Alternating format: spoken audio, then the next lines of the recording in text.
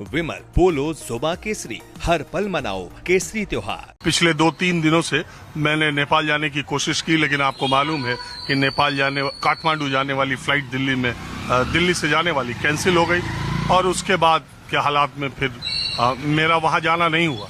लेकिन आज मैं नेपाल के छात्रों और कुछ और छात्र, भारतीय छात्र भी और नेपाल के इसमें ज्यादा है, उनके साथ मैं बैठा हुआ हूँ। आपको मालूम है कि नेपाल में एकाएक, हालांकि वो घटनाक्रम तो चल रहा था, लेकिन एकाएक नेपाल में सोशल मीडिया पर बैन लगाया सरकार ने। और उसके बाद जो शांति का प्रतीक नेपाल माना जाता था, जो बिल्कुल वहां पर ऐसी घटना घटी जिससे पूरा विश्व स्तब्ध रह गया। और भारत के लिए तो खास बात यह है कि हमारे 3 पड़ोसी मुल्कों में, श्रीलंका, उसके बाद बांग्लादेश और नेपाल, एक ही तरह की घटना घटी जहां युवाओं ने एकाएक हिंसक आंदोलन सरकार के खिलाफ किया। वहां के राष्ट्रपति भवन, प्रधानमंत्री भवन, वहां के नेताओं को देश छोड़ के भागना पड़ा। ऐसी स्थिति आ गई और नेपाल में भी यही स्थिति आई। पहले कहा गया कि सोशल मीडिया पर बैन की वजह से छात्र जेन जी, यानी कि 1997 से 2012 के बीच में पैदा हुए छात्रों का गुस्सा भड़क उठा। छात्रों का ये कहना है कि सोशल मीडिया पर बैन की वजह से नहीं, जो सत्ता में बैठे लोग हैं उनके लगातार भ्रष्टाचार की वजह से और सत्ता में किसी भी तरह से बने रहने की कोशिशों की वजह से देश का युवा बहुत परेशान था। और उनके बच्चे ऐश कर रहे हैं, वो दुनिया के तमाम मुल्कों में जाकर के वीडियो पोस्ट कर रहे हैं। और वो जो वीडियोस डाल रहे थे, बच्चों ने उन्हीं वीडियोस को शेयर करके वहां की सरकार के खिलाफ माहौल बनाया।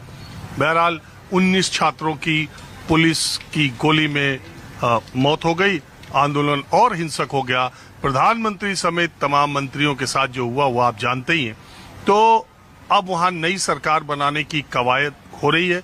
इस बीच पूरी दुनिया में बहस ये होने लगी कि नेपाल हिंदू राष्ट्र बनना चाहता है, नेपाल में राजशाही वापस आना चाहती है। राजशाही और हिंदू राष्ट्र एक दूसरे से जुड़े हुए हैं, इसलिए कि अगर नेपाल में राजशाही वापस आती है तो वहां के राजा को पहले विष्णु का अवतार माना जाता था। आपको मालूम 1962 में नेपाल हिंदू राष्ट्र बना, 2005 में उसके बाद लोकतंत्र की वहां पर राजशाही से वापसी हुई, फिर नया संविधान बना। बहुत बड़ी कहानी है। अब मेरे साथ कुछ बच्चे हैं और एक इस बात के साथ एक नई एक जानकारी के साथ कि पूरी देश में, हमारे भारत में सबसे ज्यादा अगर किसी देश के छात्र पढ़ाई करते हैं, छात्र है, तो संसद में जो जवाब सरकार की तरफ से, उसके मुताबिक नेपाल के छात्र भारत में सबसे ज्यादा है। तो यहाँ पर कुछ छात्र हैं, उन्हीं से चर्चा करते हैं। इनके परिवार के लोग वहाँ हैं, ये लोग वहाँ हैं। हालात आप देख ही रहे हैं। यहाँ बैठे छात्र, क्योंकि अच्छा, सबसे पहले आप जेन जी में आते हैं या बड़े हो चुके हैं? नहीं, मैं तो बड़े हो चुका हूँ, मैं जेन जी में नहीं हूँ। ये पूरी दुनिया में पता, बहुत सारे लोगों को ये जेन जी, जेन एक्स, जेन अल्फा, ये पता ही नहीं था। जब जेन जी आया, जेन जी का आंदोलन, तब लोगों ने खंगालना शुरू किया, ये जेन जी क्या है, जेन अल्फा क्या है, जेन एक्स क्या है। हाँ सर, इससे पहले तो मुझे कुछ ही नहीं पता। ये लगता है नया इनोवेटिव वर्ड है। आपको भी नहीं पता था? मुझे भी नहीं पता था, बस कभी कभी मैं सुन लेता था सोशल मीडिया में। आपका नाम क्या है? मेरा नाम धीरज कुमार शाह है और हम नेपाल का विराटनगर से हैं, है ना। तो ये जो जेन जी आंदोलन, जेन जी क्या बोला जाए, जेन जी, चलो, जेन जी का इस आंदोलन को आप यहाँ बैठे क्या देख रहे हो? आपके हिसाब से नेपाल में क्या हुआ, जरा हमारे दर्शकों को आप बताइए। सर, मैंने तो कुछ वहाँ प्रेजेंट नहीं था, मैं तो अभी न्यू दिल्ली में हूँ ना। लेकिन मैंने जो सोशल मीडिया और इंडियन मीडिया में जो देखा, मैं वो आपको वही बताना चाह रहा हूँ। नहीं, जो आप अपनी फैमिली के लोगों से, फ्रेंड्स से जो पता चला। एक मैं अपने रियल घटना में बता रहा हूँ। मेरे नाना जी का ये 4 दिन हो गया, डेट हो गया, लेकिन मुझे चौथा दिन मुझे पता चला कि मेरे नाना जी नहीं रहे। क्यों? सोशल मीडिया, पापा जी के घर से व्हाट्सएप पे कॉल आते थे। कॉल नहीं आने के कारण मुझे 3 दिन या चौथा दिन में मुझे पता चला। ये बात से मैं बहुत दुखी हूँ। तो नाना की डेथ कैसे हुई? नाना जी तो एज भी हो गए थे और उसको मई में हार्ट सर्जरी हुआ था, उसके कारण थोड़ा सा इन्फेक्शन के कारण कुछ हुआ होगा। तो आपको जानकारी नहीं मिल पाई बैन की वजह से? हाँ हाँ, बैन की वजह से मुझे जानकारी ही नहीं मिल पाई, ना फोन जाता था नहीं फोन आता था। तो मोबाइल फोन वॉइस कॉलिंग तो हो सकती थी? सर वॉइस कॉलिंग में भी तो प्रॉब्लम आ गई थी, वॉइस कॉलिंग भी नहीं हुआ है ना। अच्छा, बैन अपलिफ्ट हुआ तब आपको पता चला? हाँ हाँ हाँ। तो ये आंदोलन क्यों हुआ, आपको क्या लगता है? सर ये आंदोलन तो जो मैं सुना हूँ, मैं अभी फिर बोल रहा हूँ कि जो मैं सुना हूँ और जो मैं इंडियन मीडिया में या आप लोग से देखा हूँ, तो उसमें मेन रीजन होता है करप्शन की वजह से हुआ है। सरकार का मनमान, सरकार का पॉलिसी अच्छा नहीं था, सरकार ये उस देश को, जनता का ट्रस्ट नहीं जीत पाया। सरकार ने ये किया अपना मनमौजी के कारण 20 छात्र को मार दिए। मैं वो जो छात्र मरे हैं सर, उनके लिए मैं हार्दिक श्रद्धांजलि करता हूँ। उनके अच्छा, आप मानते हो ये जैन जी का ही आंदोलन है? सर ये क्या बोला जाए, जैन जी, नेपाल खुद ही अपने आप से लड़ रहा है।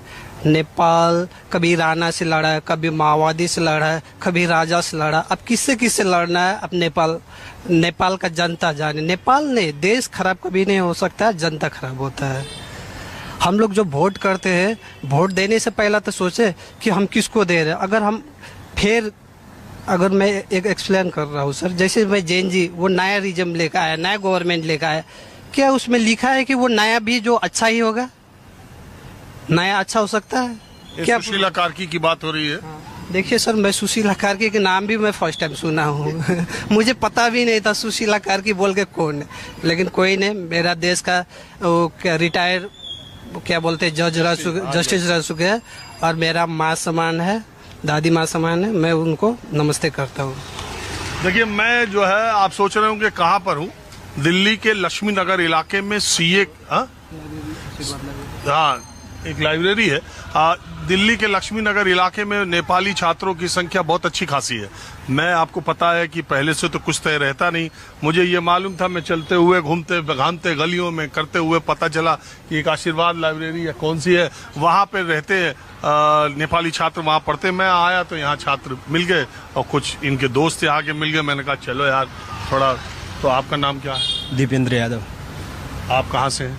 म नेपाल सप्तरी जिल्लाबाट हूँ अनि सप्तरीमै घर छ मेरो। ये नेपाल के आंदोलन के बारे में तमाम तरह की चीजें आ रही हैं। कोई कह रहा है कि ब्राह्मणों का मामला है, कोई कह रहा है कि कम्युनिस्टों से दिमाग पक गया था, कोई कह रहा है कि आप राजशाही वापस, तमाम तरह की बातें बीच में चलती रही थी।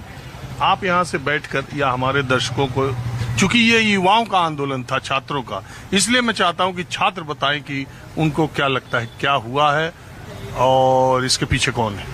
होइन, यो चाहिँ मेनली चाहिँ मतलब त्यो करप्टेड पिपलहरू थियो, तिनीहरूको लागि हो आन्दोलन चाहिँ। यो जेन्जीहरूले त्यस्तो गरेको। हिंदी बोलो।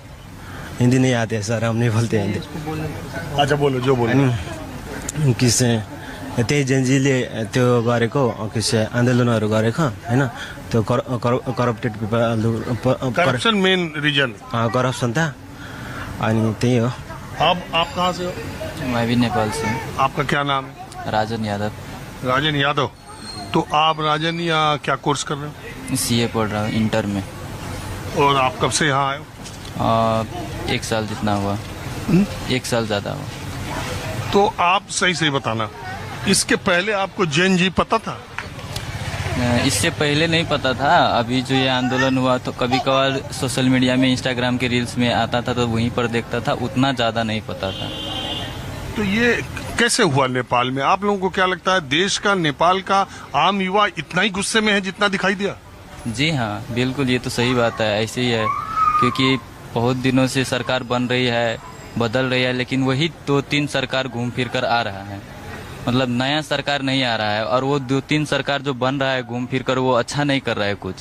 बस अपने मतलब वो अपना नीड्स जो है उसका, मतलब जो लड़का है, मतलब सन एंड डॉटर, वो बाहर जाता है अब्रॉड पढ़ने के लिए, पैसे उड़ाता है, मौज मस्ती करता है। और बाकी नेपाल का जो छात्रा है उसको मतलब कुछ, मतलब ये एजुकेशन फैसिलिटी उतना अच्छा नहीं दे रहा है। फैसिलिटी जितना है नेपाल में कुछ अच्छा नहीं मिल रहा है, और डेवलपमेंट तो कुछ हो ही नहीं रहा है। डेवलपमेंट के नाम पे वो सब लूट रहा है नेपाल को, तो इसीलिए